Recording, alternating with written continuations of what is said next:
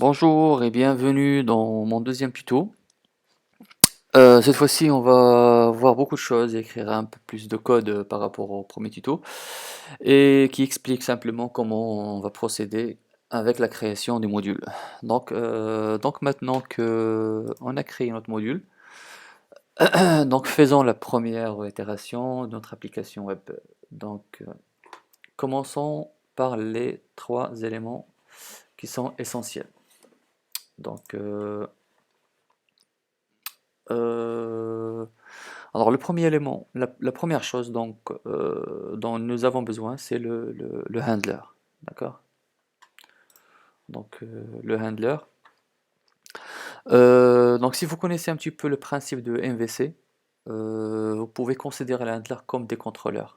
Donc ils sont chargés d'exécuter la logique de votre application, écrire les entêtes et les corps des réponses HTTP. Donc le deuxième composant est le routeur ou le mixte dans la terminologie de Go. Donc cela stocke le mappage entre les patterns UL de votre application et l'handler.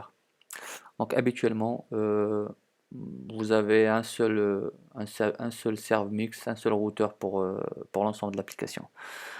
Non, la dernière chose, c'est le Go HTTP Server ou le serveur web.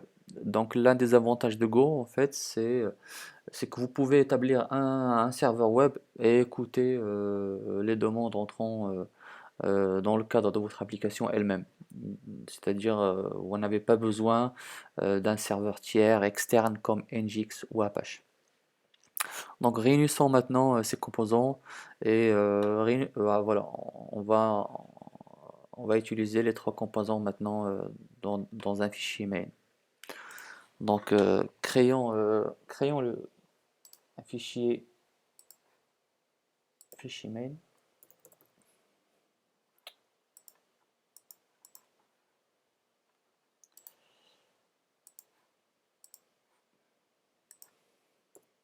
Donc, main.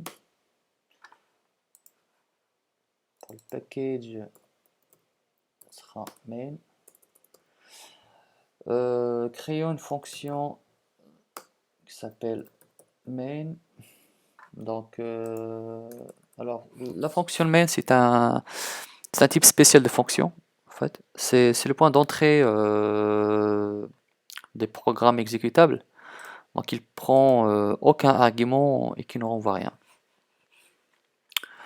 Euh, on va définir une fonction handler qu'on va l'appeler home qui va écrire, qui va écrire un tableau de bytes qui va contenir le message hello world. Donc, func home qui va prendre deux paramètres. Donc, HTTP response writer et HTTP request.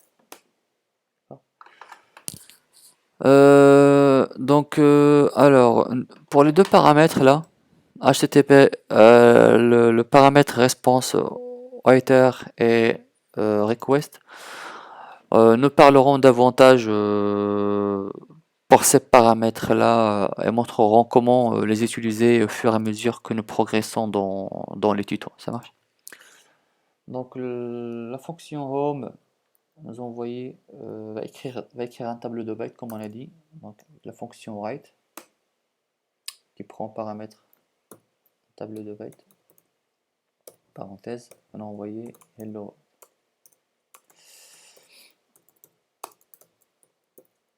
Voilà. Après dans la fonction main on va utiliser la fonction HTTP new serve mix qui va initialiser notre nouveau routeur. Donc on va déclarer une variable mixte. Donc HTTP new serve mixte. Et on va enregistrer la fonction home comme handler du modèle pattern URL. Donc mix.handle fonction. Donc le pattern donc et la fonction qui va prendre la fonction home. D'accord.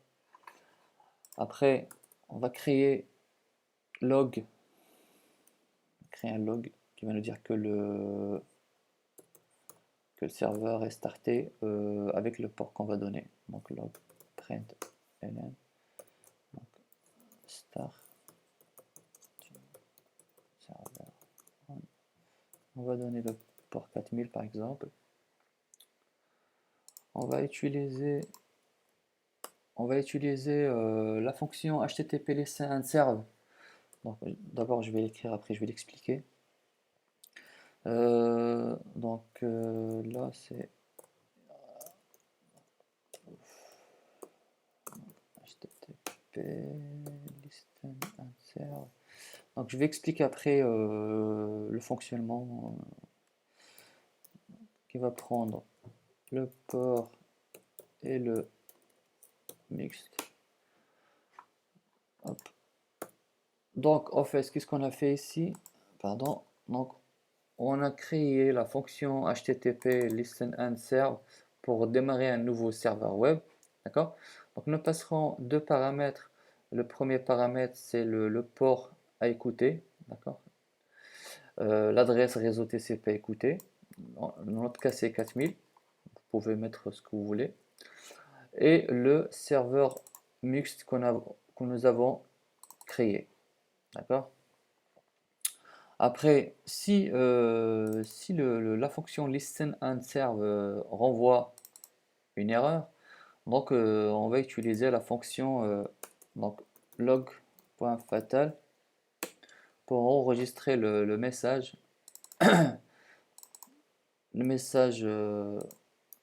pour enregistrer le message d'erreur est quitté. Donc il remarque en fait que chaque chaque erreur retournée par listen and serve est toujours non nulle. Donc maintenant on a fini.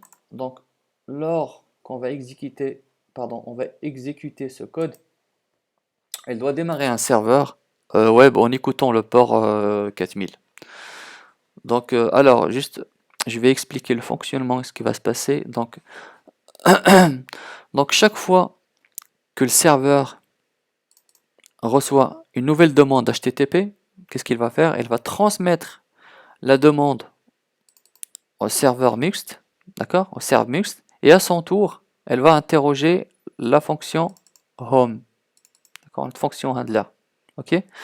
Donc maintenant, on va exécuter tout ça. Pour le faire, donc on fait la commande go run et le fichier main, entrée. Et là, on voit bien que on a notre log, que le serveur est starté et il écoute le port 4000. Donc pour voir le résultat, donc on va tester. Donc là on va faire localhost, donc en écoutant le port 4000, et on a bien notre hello world qui s'affiche. Donc juste une petite remarque aussi, c'est que en fait je dois juste expliquer que le serve mix de Go traite donc le modèle pattern URL comme un catch-all, c'est-à-dire pour le moment toutes les requêtes qui vont passer vers notre serveur qui sont traitées par la fonction home, d'accord, quel que soit leur chemin URL, on va avoir le même résultat. C'est-à-dire par exemple là je fais foo par exemple, hop, on va voir hello world. On verra par la suite comment on peut changer tout ça. Donc je fais n'importe quel URL pattern, je vais avoir le même résultat, d'accord? On verra comment on va changer ça par la suite. Donc voilà, hop, je vais juste venir sur IntelliJ. Donc si vous voulez quitter, donc il faut faire CTRL C pour quitter le programme. Donc voilà, donc si vous avez des questions ou quoi que ce soit sur le tuto, bah Voilà, dites-le moi par commentaire. Si vous avez des remarques sur ma façon de présenter ou expliquer, faites-moi part de vos remarques dans les commentaires, je les prendrai en considération. Et n'oubliez pas de vous abonner et activer la cloche pour recevoir les prochains tutos. Euh, voilà, faites-moi un pouce bleu si vous aimez, vous avez aimé la vidéo. Et pour le prochain tuto, on va voir les routines et les requests. Donc voilà, donc je vous dis à très bientôt les amis.